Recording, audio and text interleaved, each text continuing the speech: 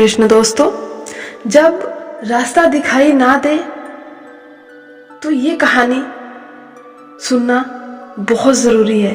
चलिए आज मैं आप सबको सुनाती हूँ। किसी ने बड़े कमाल की बात कही है कि अपने जीवन को ऊपर वालों को सौंप दो, क्योंकि जीवन भर में जो कर सकते हैं उतना वो एक पल में भी कर सकते हैं। आपके लिए एक छोटी सी कहानी है। ये कहानी महाभारत के युद्ध के प्रारंभ होने से पहले युद्ध भूमि को तैयार किया जा रहा था। कुरुक्षेत्र की भूमि को समतल बनाया जा रहा था, पेड़ों को हटाया जा रहा था। उस भूमि का मुआयना करने के लिए एक दिन पहले निरीक्षण करने के लिए भगवान श्री कृष्ण और उनके मित्र धनुर्धर अर्जुन पहुंचे। वो मुआयना कर रहे थे, देख रहे थे तैयारी किस तरीके से चल रही है।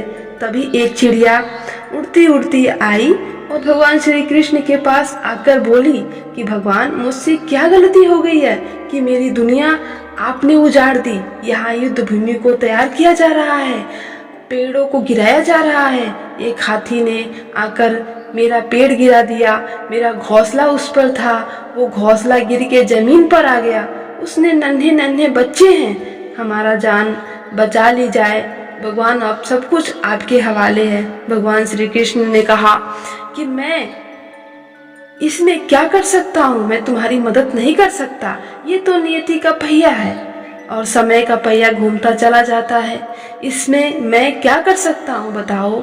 वो चिड़िया रुआसी होकर करके बोली कि भगवान, मुझे बस एक इजाजत दे दीजिए। भगवान ने कहा क्या, कहो। तो बोली क्या पूछना है, क्या इजाजत चाहिए। तो उस चिड़िया ने कहा भगवान, मैं आप पर विश्वास तो कर सकती हूँ ना। भगवान ने हाँ भरी और अगले दिन युद्ध शुरू हुआ। और युद्ध की शुरुआत से पहले भगवान श्री कृष्ण ने अपने दोस्त अर्जुन से कहा, अपने मित्र से कहा कि मुझे अपना धनुष और एक तीर दे दो, एक बाण दे दो।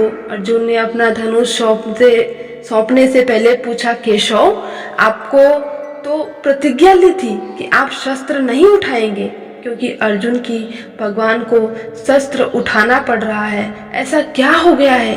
भगवान श्री कृष्ण जी ने कहा कि उस सामने हाथी देख रहे हो, उस हाथी ने उस चिड़िया का घोंसला गिराया है, उस पर पेड़ को नष्ट कर दिया जिस पर उस चिड़िया का घोंसला था।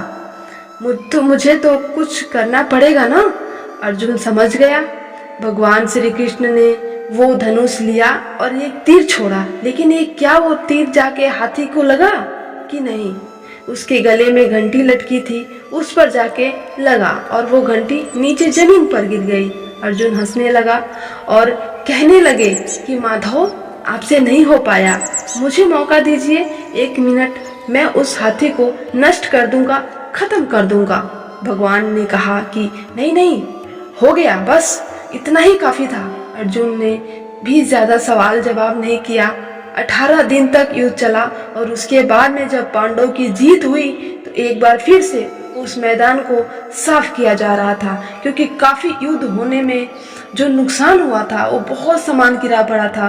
साफ सफाई चल रही थी। भगवान श्री कृष्ण एक बार फिर से अपने दोस्त मित्र अर्जुन के साथ में उसी के भूमि के लिए निकले और अर्जुन से कहा कि एक काम कीजिए, मेरे रथ से उतरिए और जा करके नीचे जो घंटी रखी है उसको हटा दीजिए। अर्जुन चौंका कि और हमने युद्ध जीत लिया, तो इस इतने महान बन चुके हैं और ये मुझे एक घंटी उठाने के लिए बोल रहे हैं, युद्ध भूमि की साफ सफाई करने के लिए कह रहे हैं। लेकिन जानता था भगवान है, कुछ भी कह सकते हैं। रथ के नीचे उतरा और जाकर उस घंटी को उठाया, साइड किया। जैसे ही उस घंटी को उठाया वैसे ही नीचे से नन्हे नन्हे बच्चे चिड़िया के फड़फड़ाते हुए उड़ान भर लिए और उन्होंने वो उड़ गए। अर्जुन की आंखें नम हो गई। उस घंटी के नीचे था वो घोंसला उस चिड़िया का जो मदद मांगने आई थी। 18 दिन के युद्ध में वो चिड़िया और उसके बच्चे सुरक्षित रहे, क्योंकि घंटी वहां पर उनका सुरक्षा कवच बनकर आ चुका था। चिड़िया ने शुरुआत में सिर्फ यही कहा था कि क्या मैं आप पर विश्वास तो कर सकती हूँ, भगवान ने हामी नहीं भरी थी। कहानी बहुत छोटी सी है, लेकिन हमें सिखाती है कि दुनिया में हमारे सामने जो भी परिस्थितियां आ जाएं, एक काम कीजिएगा, अपने जीवन को ऊपर वालों को सौंप दीजिएगा, क्योंकि आपका जीवन भर में जितना आप नहीं कर सकते, उससे कहीं ज़्यादा वो एक पल में भी कर सकते हैं। तो हमेशा आपसे कहती हूँ कि ऊपर वाले के आशीर्वाद से, अपनी सच्चाई मेहनत के साथ, अपनी फैमिली के प्यार के साथ कुछ ऐसा कीजिए जो लोग आपके जैसा करना चाहें। तो इस कहानी से यही सीख मिलती है कि भगवान पर भरोसा कीजिए। जय श्री कृष्ण। अगर कहानी पसंद आई तो प्लीज़ चैनल को सब्सक्राइब कीजिए, लाइक कीजिए और अपने परिवार के साथ खुश रहिए।